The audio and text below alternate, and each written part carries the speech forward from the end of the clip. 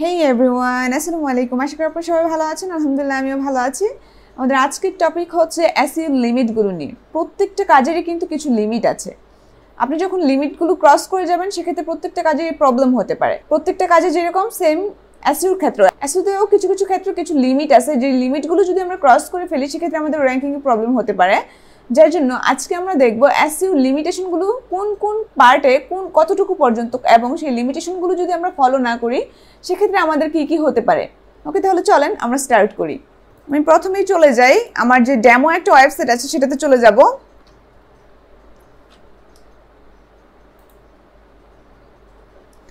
Okay, and post যে পার্টটা আছে আমি সেটাতে চলে যাব। ধরেন এটা হচ্ছে আমার পোস্ট, ঠিক আছে।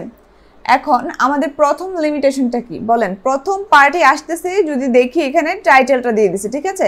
এখন আমি যদি আমার টাইটেলটাতে লিমিট কতটুকু সেটা বলি, আমার টাইটেলের লিমিট হচ্ছে 50 থেকে 60 ক্যারেক্টার। আমি যদি তার বাইরে চলে যাই সেক্ষেত্রে দেখা যাবে যে আমার টাইটেলটা পারফেক্ট হবে না, অ্যান্ড টাইটেলটাতে যে ডট ডট ডট ডট সাইনটা থাকে সেরকম ডট ডট ডট ডট সাইনটা চলে আসবে। হ্যাঁ, এখন দেখেন আমি যে টাইটেলটা লিখেছি এটা কি পারফেক্ট আছে? আমি কীভাবে বুঝবো এটা কি 50 থেকে 60 ক্যারেক্টারের মধ্যে আছে? চলেন একটু দেখি ক্যারেক্টার কাউন্ট।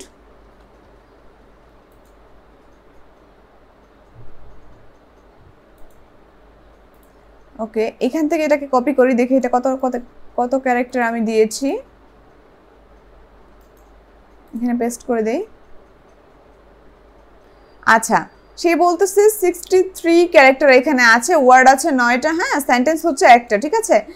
তার মানে আমার যে টাইটেলটা আছে সেটা হচ্ছে অনেক বড় হয়ে গেছে, 63 ক্যারেক্টার হয়ে গেছে। আমাদের লিমিটেশন ছিল 50 থেকে 60 ক্যারেক্টারের মধ্যে। হ্যাঁ, আপনাকে অবশ্যই ট্রাই করতে হবে আপনার টাইটেল যেটা আছে সেটাকে 50 থেকে 60 ক্যারেক্টারের মধ্যে রাখার জন্য। হ্যাঁ, অ্যান্ড অবশ্যই ট্রাই করবেন এখানে ফোকাস কিওয়ার্ড দেওয়ার জন্য। অনেক সময় দেখা যায় যদি আমি ফোকাস কিওয়ার্ডটা পারফেক্টলি অ্যাড করতে যাই আমার টাইটেলে, সেক্ষেত্রে দেখা যায় কি টাইটেলটা একটু লং হয়ে যায়।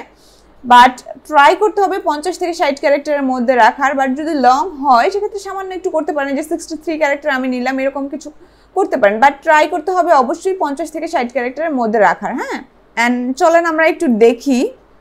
আমি আমার যে টাইটেলটা আছে এটা দিয়ে যদি আমি সার্চ করি, কপি করব, কপি করার পরে আমি এখানে এসে সার্চ করি। সার্চ করার পরে দেখেন এই যে টাইটেলটা দেখেন, এটা কিন্তু একটা পারফেক্ট টাইটেল, এখানে কিন্তু কোনো ডট ডট নাই। এটা কিন্তু আপনি খেয়াল করেন এটা কিন্তু 50 থেকে 60 ক্যারেক্টারের মধ্যেই আছে মেবি। হ্যাঁ, অ্যান্ড দেখেন এই যে টাইটেলটা আছে এটা দেখেন এখানে ডট ডট ডট ডট চলে আসছে। হ্যাঁ, এটা কিন্তু এসইওর জন্য ভালো না, কারণ এই টাইটেলটা অনেক বড় হয়ে গেছে। 50 থেকে 60 ক্যারেক্টার আমরা যেটা বলেছি সেই তার থেকেও বেশি হয়ে গেছে এখানে ক্যারেক্টারগুলো নেওয়া, যার জন্য আর কি এখানে ডট ডট ডট ডট চলে আসছে। যার জন্যই আমাদেরকে 50 থেকে 60 ক্যারেক্টারের মধ্যে টাইটেলটা নিতে হবে, যাতে আমাদের যে ইউজার আছে ওরা যাতে ইজিলি বুঝতে পারে, ঠিক আছে।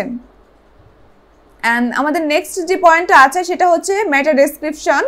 মেটা ডেসক্রিপশনটা অবশ্যই আমাদেরকে 150 থেকে 160 ক্যারেক্টারের মধ্যে নেওয়ার ট্রাই করতে হবে। হ্যাঁ, এখন যদি বলি মেটা ডেসক্রিপশন কোন পার্টে আসে, এই যে দেখেন মেটা ডেসক্রিপশন, এটা হচ্ছে মেটা ডেসক্রিপশন। হ্যাঁ, দেখেন এটা কিন্তু কত ক্যারেক্টার, চলেন এটাকে আমি কপি করি।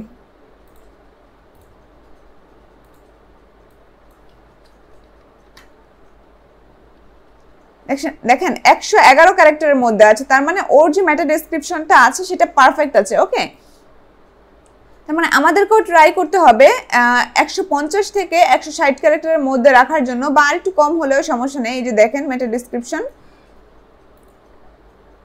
অ্যান্ড দেখেন কোনটা দেখায়, এটা দেখেন, চলেন এটা দেখি এটা কত ক্যারেক্টার আছে।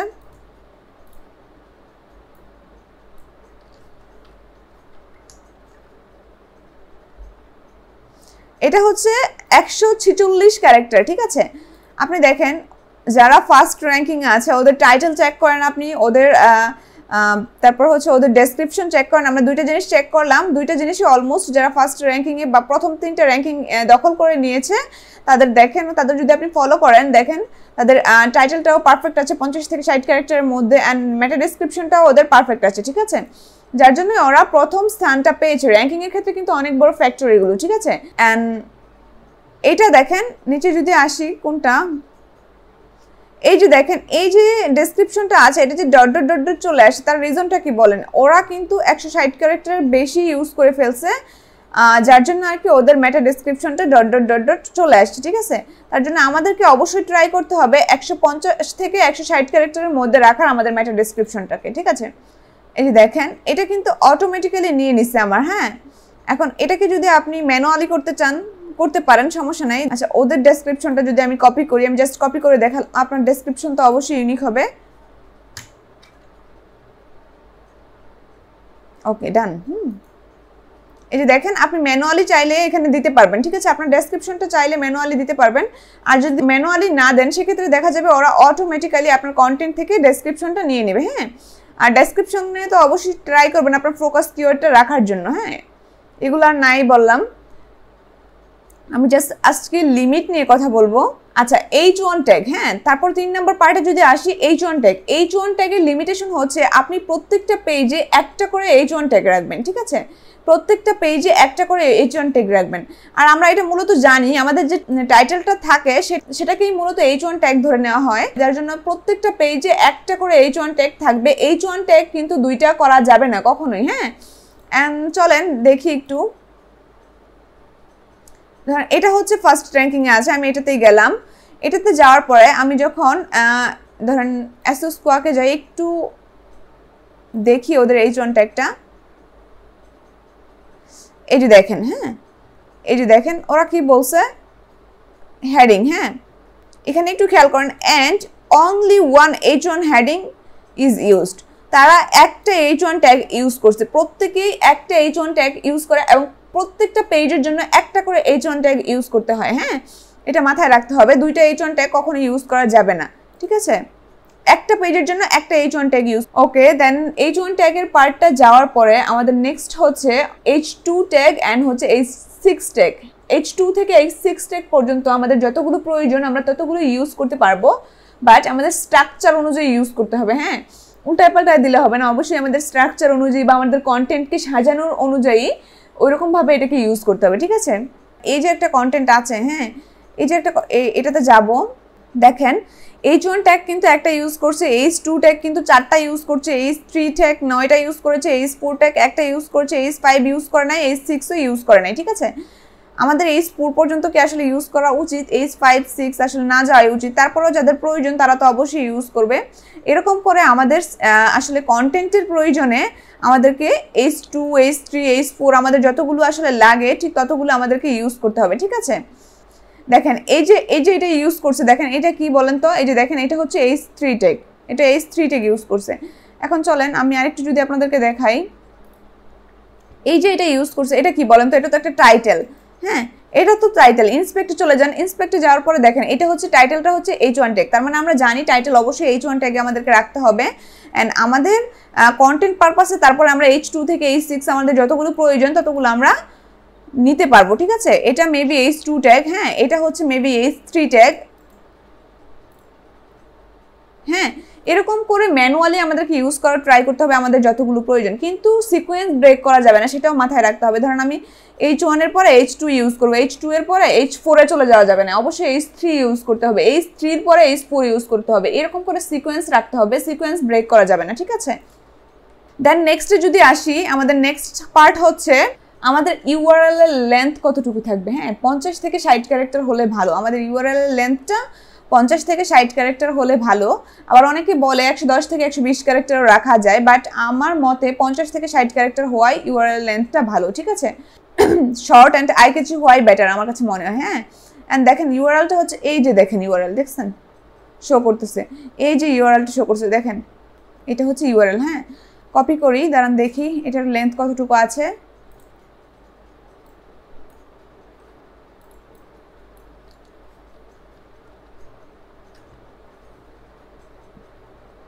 দেখেন এটা 78 ক্যারেক্টার হয়ে গেছে। আপনি যদি একটা পারফেক্ট ইউআরএল চান সেক্ষেত্রে 50 থেকে 60 ক্যারেক্টারই বেটার একটা ইউআরএল এর জন্য, বাট 50 থেকে 60 ক্যারেক্টার না হলে আপনাকে অবশ্যই ট্রাই করতে হবে 110 থেকে 120 ক্যারেক্টারের মধ্যে রাখার জন্য, ঠিক আছে? তার মানে এতটুকু আমরা এনশিওর হলাম যে আমাদের ইউআরএলটা যদি 50 থেকে 60 ক্যারেক্টারের মধ্যে রাখতে পারি তার মানে ভালো, আর যদি না পারি তাহলে আমরা ট্রাই করবো 110 থেকে 120-এর মধ্যে রাখার জন্য, ঠিক আছে? তার থেকে বড় করা যাবে না ইউআরএলটা এর ভিতরেই রাখার ট্রাই করতে হবে, ঠিক আছে? অ্যান্ড নেক্সট হচ্ছে ইমেজ অল্টো টেক্সট। হ্যাঁ, ইমেজ অল্টো টেক্সটটা হচ্ছে ধরেন 125 থেকে 150 ক্যারেক্টার দেওয়া বেস্ট। হ্যাঁ, চলেন আমরা দেখি, মিডিয়া লাইব্রেরিতে যাই। ধরেন এই যে ইমেজটা আছে, এই যে দেখেন অল্টো টেক্সট। হ্যাঁ, এখান থেকে আপনাকে অবশ্যই আপনার রিনেম করে নিতে হবে। আপনি তো আগে রিনেম করেছেন, যদি করে থাকেন তাহলে তো এটা অলরেডি এখানে চলে আসবে। আর যদি না করেন, অবশ্যই এখানে আপনার ফোকাস কিওয়ার্ড আছে, সেই ফোকাস কিওয়ার্ডটা অবশ্যই আপনাকে এখানে ইউজ করতে হবে। হ্যাঁ, ধরেন আমার ফোকাস কিওয়ার্ড হচ্ছে, একটু যদি আমি আবার ব্যাক করি, ওখানে ইমেল মার্কেটিং অটোমেশন স্ট্র্যাটেজি, এটা হচ্ছে আমার ফোকাস কিওয়ার্ড। আমি এটাকে কপি করব, কপি করে দেন হচ্ছে আমি যদি মিডিয়াতে চলে যাই, এটা হচ্ছে আমার পিক, বা এটা হচ্ছে আমার পিক। এটার অল্টো টেক্সটটা আমি ইউজ করতে চাচ্ছি। যে দেখেন এটার অল্টো টেক্সট কিন্তু নাই। হ্যাঁ, এটার অল্টো টেক্সট নাই, আমি এটার অল্টো টেক্সটটা ইউজ করবো। এখন কন্ট্রোল বি দিয়ে দিলাম, অল্টো টেক্সট, ঠিক আছে? আপনি ডেসক্রিপশনেও সেমটাই দিয়ে দিতে পারেন, কোনো সমস্যা নেই। এখানে ক্লিক করেন। হ্যাঁ, দেখেন এই যে চলে আসছে, ঠিক আছে? দেখেন এটা চলে আসছে। এরকম করে আপনাকে আসলে ইমেজগুলোকে ইউজ করতে হবে অ্যান্ড ট্রাই করতে হবে অবশ্যই অল্টো টেক্সট ইউজ করার জন্য। ইমেজ অল্টো টেক্সট ছাড়া অবশ্যই ইউজ করা যাবে না, ঠিক আছে? অ্যান্ড ইমেজ অল্টো টেক্সটের যে লিমিটটা আছে, সেটা 125 থেকে 150 ক্যারেক্টারের মধ্যে ট্রাই করতে হবে রাখার জন্য। অ্যান্ড দেখেন এই যে পেজটা আছে, চলেন আমরা একটু ওদেরকে দেখি ওদের ইমেজ অল্টো টেক্সটগুলো ওরা ইউজ করেছে কিনা। দেখেন ওদেরকে কি বলছে, 14টা ইমেজ উইদাউট অল্টো টেক্সট। হ্যাঁ, 14টা ইমেজ ওরা ইউজ করেছে উইদাউট অল্টো টেক্সট, যেটা দেখেন ওরা এরর সাইন দেখাইতেছে। হয়তো ওদের ওয়েবসাইটটা আছে, এটা অনেক পপুলার, যার জন্য আর কি ওরা র্যাঙ্কিংয়ে আসতে পারছে। বাট অ্যাজ এ বিগিনার আপনি কখনোই ইমেজের অল্টো টেক্সট ছাড়া র্যাঙ্কিংয়ে আসা আপনার জন্য মুশকিল হয়ে যাবে বা প্রবলেম হয়ে যাবে, ঠিক আছে? আপনি কখনোই র্যাঙ্কিংয়ে আসতে পারবেন না, যার জন্য ইমেজ অল্টো টেক্সট অবশ্যই ইম্পর্টেন্ট। এই যে ধরেন আপনার ইমেজটা আছে, আপনি গুগলকে কি দিয়ে বুঝাবেন এই ইমেজটা? গুগল কিন্তু এগুলো বুঝবে না বা ইমেজ দেখে বুঝবে না, সে কিন্তু অল্টো টেক্সটটা দেখে সে আপনার ইমেজটাকে জাজ করবে আপনার কন্টেন্টের সাথে ঠিক আছে কিনা, এটাকে আপনার আসলে র্যাঙ্কিং দেওয়া যায় কিনা। ইমেজও কিন্তু র্যাঙ্কিং করে, ঠিক আছে? আপনার শুধু কন্টেন্টটা র্যাঙ্কিং করবে তা কিন্তু না, আপনার ইমেজটাও কিন্তু র্যাঙ্কিং করে। হ্যাঁ, এই যে ধরেন আমি যদি এখানে ইমেজে যাই, দেখেন কতগুলো ইমেজ র্যাঙ্ক করা আছে, এগুলো প্রত্যেকটা কিন্তু অল্টো টেক্সট দেওয়া, যার ক্ষেত্রে গুগল আসলে বুঝতে পেরেছে যে এগুলো কোন কোন পারপাসে আসলে ইউজ করা হয়েছে। সেই পারপাসে যখন আপনি সার্চ করেন তখন আর কি এই ইমেজগুলো আপনাকে শো করায় গুগল, ঠিক আছে? যার জন্য ইমেজ অল্টো টেক্সট অবশ্যই গুরুত্বপূর্ণ। এই যে দেখেন ওরা 14টা ইমেজে আসলে অল্টো টেক্সট ইউজ করে নাই, ঠিক আছে? অ্যান্ড যদি আমি আরেকটা ওয়েবসাইট এরকম দেখি, আমি যদি ওদের ওয়েবসাইটটা একটু চেক করি, ওদের কন্টেন্টটা যদি চেক করি, দেখেন ওদেরকেও বলতেছে 61টা ইমেজে ওরা অল্টো টেক্সট ইউজ করে নাই, ঠিক আছে? যেটা আসলে এসইওর জন্য খুবই হার্মফুল। অবশ্যই আমাদেরকে ইমেজে অল্টো টেক্সট ইউজ করতে হবে, ঠিক আছে? অ্যান্ড এটাতে যদি দেখি আমি,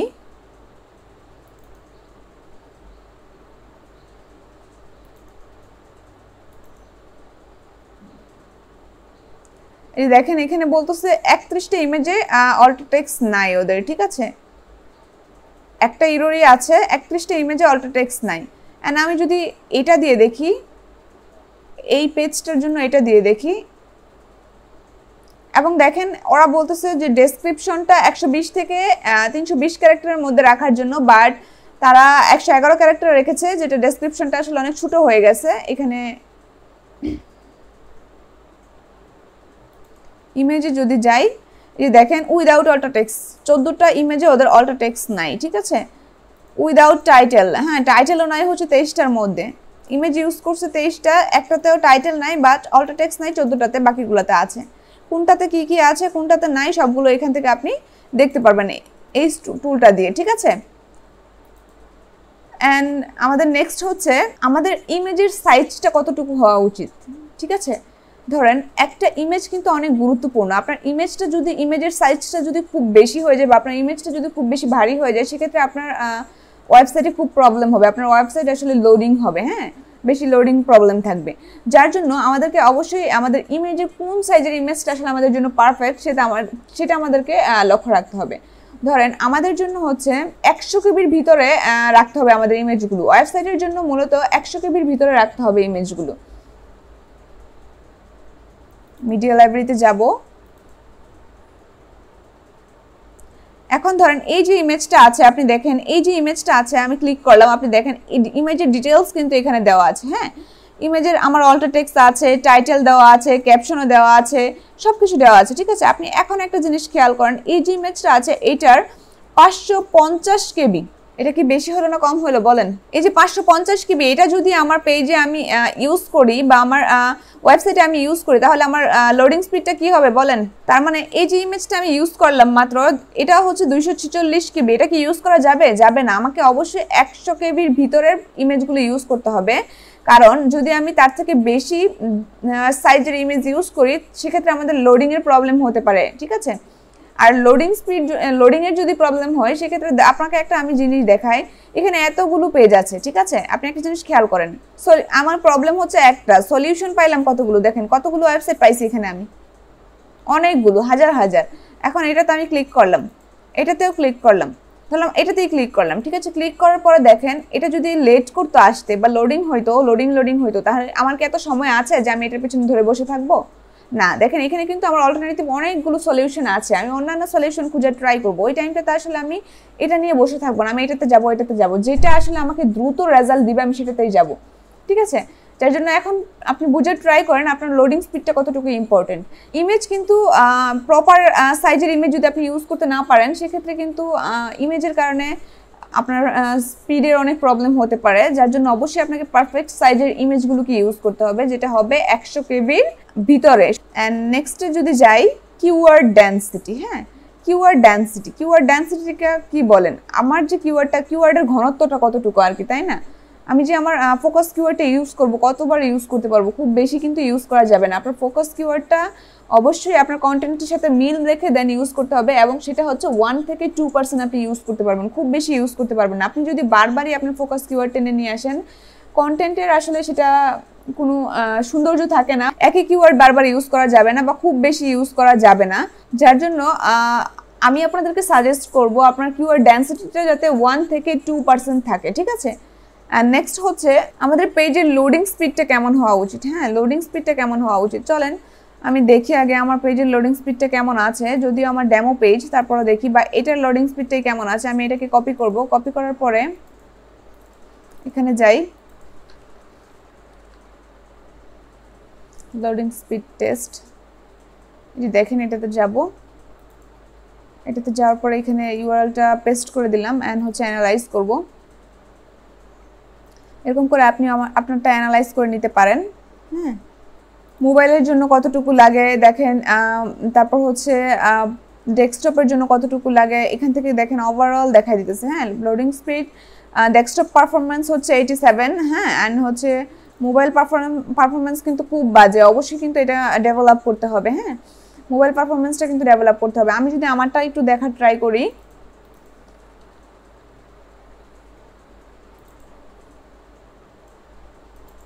কপি করলাম এখান থেকে, কপি করার পরে যদি আমি এখান থেকে পেস্ট করে দেই এন্ড অ্যানালাইজ করার ট্রাই করি। আচ্ছা, এখন আমার পেজটা যে আমি দিলাম, দেখেন এখানে সে বলতেছে আমার মোবাইলে হচ্ছে 75% পারফরমেন্স। হ্যাঁ, অ্যান্ড হচ্ছে ডেস্কটপে হচ্ছে 99 আসছে পারফরমেন্সটা। ডেস্কটপ পারফরমেন্সটা ভালো, মোবাইল পারফরমেন্সটা আমি চাইলে আরেকটু ডেভেলপ করতে পারি। হ্যাঁ, এটা আমাকে বলছে। এরকম আপনাকে চেক করতে হবে, আপনাকে অবশ্যই ট্রাই করতে হবে আপনার স্পিড যাতে 2.5 সেকেন্ডের মধ্যে হয়। হ্যাঁ, 2.5 সেকেন্ডের মধ্যে হয়, 2.5 সেকেন্ডের উপরে যাতে না হয়, কারণ স্পিড যখন আপনার বেড়ে যাবে, লোডিং স্পিড যখন বাড়তে থাকবে, ওই টাইমটাতে আসলে আপনার সেক্ষেত্রে দেখা যাবে আপনার আসলে ট্রাফিকও কমতে থাকবে। ঠিক আছে, যার জন্য আপনাকে অবশ্যই ট্রাই করতে হবে আপনার লোডিং স্পিড যাতে 2.5 সেকেন্ডের মধ্যে থাকে। অ্যান্ড নেক্সটে আসতেছে হচ্ছে আমাদের robot.txt ফাইলটা। ঠিক আছে, আমাদের robot.txt ফাইলটা 500 কেবির মধ্যে হওয়া উচিত। হ্যাঁ, চলেন আমরা একটু দেখি robot.txt ফাইলটা আমরা আসলে কোথায় কি করি। জেনারেল সেটিং, আচ্ছা আমরা র্যাঙ্ক ম্যাথ এসইওতে যাব, র্যাঙ্ক ম্যাথ এসইওতে যাওয়ার পরে জেনারেল সেটিংয়ে যাব।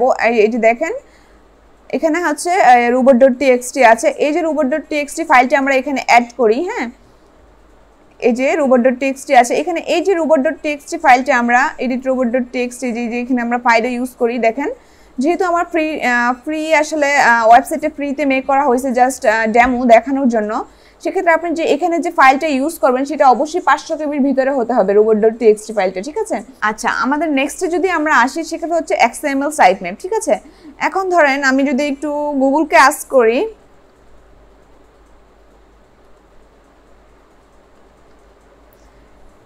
XML সাইটম্যাপের লিমিটেশনটা যদি আমি গুগলকে আস্ক করি, দেখেন গুগল আমাকে কি বলতেছে, 50,000 URL per sitemap file and maximum file size 50 MB।